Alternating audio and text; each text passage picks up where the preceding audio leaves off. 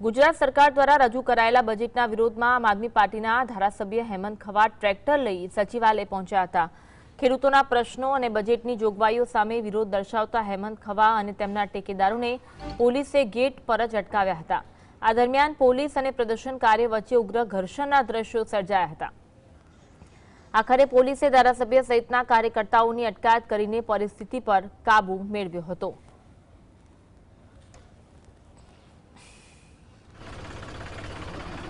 आज अंगे વધુ વાત કરીશું। સંવાદદાતા ધવલ અમારી સાથે ફોન લાઈન પર જોડાયા છે। ધવલ, ગુજરાત સરકાર દ્વારા જે બજેટ રજૂ કરવામાં આવ્યું તેના વિરોધમાં આમ આદમી પાર્ટીના ધારાસભ્ય હેમંત ખવા પહોંચ્યા, ટ્રેક્ટર લઈને સચિવાલય પહોંચ્યા હતા અને વિરોધ કરાયો હતો, જો કે તેમની અટકાયત થઈ। વિગત જણાવશો?